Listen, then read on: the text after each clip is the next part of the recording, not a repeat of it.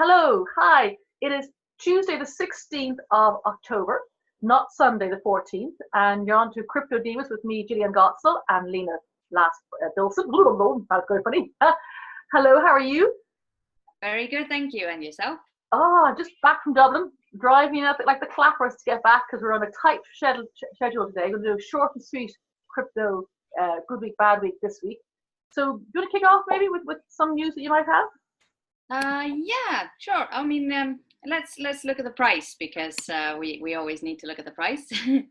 And there's a trader has said that perhaps we should be looking at a big bull run in early 2019. So the indicators are saying that the Bitcoin's relationship with a 200-day moving average, and it has a descending triangle pattern, which may suggest that soon we should have a big jump in price. However, I've been talking to a professional trader. He's been trading and investing institutionally many, many years. He said it is weird what the indicators and what the market is doing with Bitcoin, and yet doesn't know which way it's going to go, but it does show that a big jump either way is coming soon. So we may be in for a bumpy ride. Either way. Ooh, don't like the sound of that.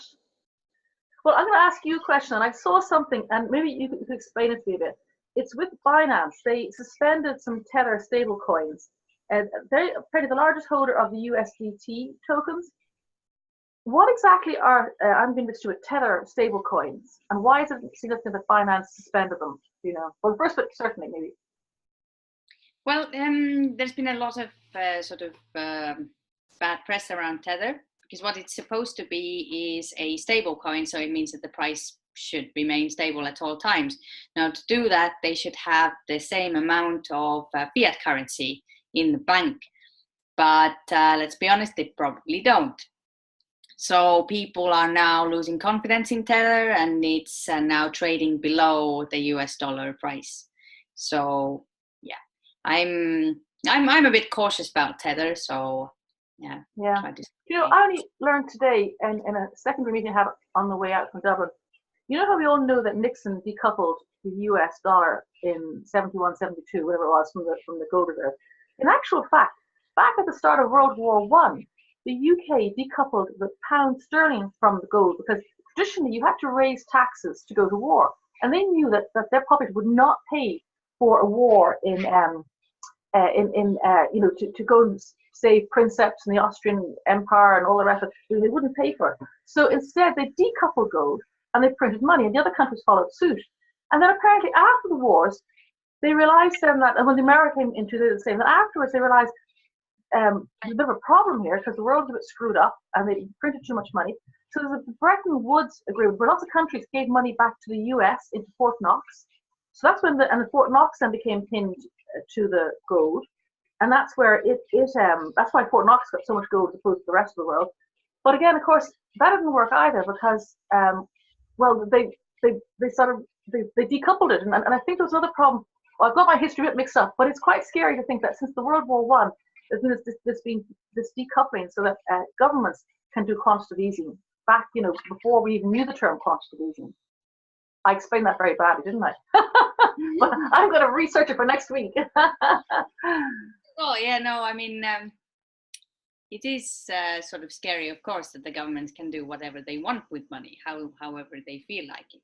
Mm. It's supposed to be democracy in most of the, not most of the world, but in the Western world, but it simply isn't.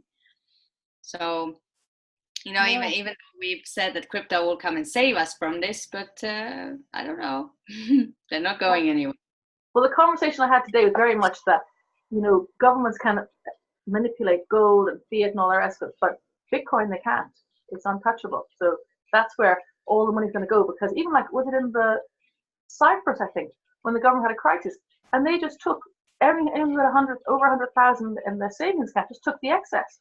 Or here in Ireland, where our public purse built out the private banks back in 2008 when the crash was happening. So it is scary what governments do. I wouldn't trust politicians with money as far as I could throw them. Not that I'm jaundiced, you understand. You're cynical. Yeah. What other news then is out there? Let's see. So I found that Steve Wozniak is starting a venture capital fund. So, why not? This is a fund with tokens. Looks like they're going to be doing security tokens. So essentially, you buy these tokens called equi tokens. And if the fund makes money, you make money as well. I'm not sure how, but perhaps in the sense of dividends are paid out to token holders. And this article, though, it was saying that Steve Wozniak was sort of negative about Bitcoin, even in June or July. But I don't know where they're getting this info from, because I saw him speak at Money 2020 last year in Las Vegas, and he was going on about blockchain. So wow, is that fund also set up by that Baroness? UK, I forget her name now. I think that's a different one. It's also like an equicoin too, those a similar name that sort of flattened out. It says that this one, they've started this company actually a few years ago, but they have wanted to do an ICO at first, and they've been pushing it back, which is probably a good, yeah. But yeah, they're planning it for next year, it seems. Okay. Well, I have good news for spending. Consensus, they've announced they're spending some of the money on with a blockchain privacy project with a central bank, 50 million of funding. Adhara is the name of the company, I understand, and it's delivering zero knowledge proofs, which I love this whole concept of zero knowledge proofs. So you know the secret, but not how it works. And how it was explained to me was that you put someone into a room with only one door, and you close the door, and you stand outside the door, and you stay there, and the next minute that person's out beside you, and you know they haven't come out through the door. You don't know how they got out, but you know that they're no longer inside the box, inside the room, they're outside. That's zero knowledge proofs. That's weird and wacky. And then this morning I was at a meeting with the Irish blockchain expert group, and Consensus launched a local bursary project for Irish students, master's students in particular. They're going to spend 50,000, and this year they're going to do three bursaries and hoping to go further. So that's good, because they want to get the kids. Everybody's screaming for devs and software developers and anybody with experience. So obviously Consensus is putting their money where their mouth is, which is good. Yeah, definitely. Also, Ethereum Foundation has awarded nearly 3 million in startup grants. So wow, so they're spending. Yeah, and it's been awarded to 20 different individuals or work groups to work on client diversity and usability, scalability, security, and so on. So the largest grants went to Prismatic Labs and Status. Status is has been around for quite some time, I believe. But yeah, it's nice. So they're sort of rewarding the startups who are using and who are working on Ethereum projects. So that's cool. And then I saw in KPMG, there's the US blockchain lead, Aaron Gosh, his name is. He's new, and he's working in a section called Beyond Financial Whatever. But they're looking at blockchain in customs. Now, why that caught my eye is, of course, with Brexit, lack of contracts and debates, and they can't figure out what to do with the hard stuff. And I think the only way to put a border, we don't have a hard border between Northern Ireland and the South, but maybe technology can do something, and maybe these guys could hurry up and save us all. Otherwise, we're in a lot of trouble. Yeah, I hope someone comes up with something. It's a bit crazy at the moment. Yes. This is not really news, but to be honest, there hasn't been something that mind-boggling going on. It's like another week, another day in crypto. But I'm going to some conferences in the US, flying out on Thursday. So I've been looking at the attendees of these events and getting in touch with potential partners and investors and so on. And it is still mind-boggling how little women there are. It's wow. Just just why? And it gets worse when you're filtering people by investors or funds. It's just a complete sausage fest. That's terrible. You know, losing hope. Yeah. Yeah, because you know how I bang the drum a lot about women in blockchain. I have this new speech that's sort of percolating in my head, and for some reason the expression came into my head, "Cherchez la femme." Have you heard of that? It's from, I have to go look it up. What am I thinking about? "Cherchez la femme." That's French, obviously, but it's from Alexandre Dumas, one of his books where he uses this expression quite a lot, and it means if there is a problem, look to a woman is always going to be the source of the problem. So it's derogatory towards women and problem. But I thought about it after. I thought, wow, because it's such a well-known expression, "Cherchez la femme." People would say, "Cherchez la femme." I mean, let's turn it around. "Cherchez la femme." Where is the woman? Where are the women? That's my new subject head for the next speech that someone is going to ask me to give about women in blockchain. Yeah. My brain works in weird and wonderful ways. But yeah, I just don't know anymore where the women are. And I don't think the answer here is that they're not interested. It must be something else. Well, I was at an NuJ National Union of Journalists freelance conference yesterday all day, and I met two women, both radio trained. One now county councillor in a Dublin suburb, and the other one does the news, what's in the papers on national radio and RT1 here too. I was talking to both, they're both about my age, maybe a little bit younger, but they're both mad interested to write for blockleaders.io. So maybe there's other ways of bringing women in. So I'm sort of saying, come in the writing route. I mean, these women are communicators and broadcasters and writers. So maybe, I don't know, just trying to encourage people. You don't have to be a dev op or a trader. You could, any of the normal skills you have, just bring them into blockchain. Yeah, definitely. Yeah, I think your dog is very handsome. And there's a great picture. You must go screen grab of when you look out the window when you were talking, and he was out the other window too as well. So the two profiles. It was brilliant. We'll get a screen grab of that and put it up. Yeah, she's the protector of my crypto. He's a handsome fellow. He's beautiful. They will be greeted by this beast. He's gorgeous. Well, that's all the news that I have this week. I've been all over the place. How about you? Any more or anything else? There's let me see.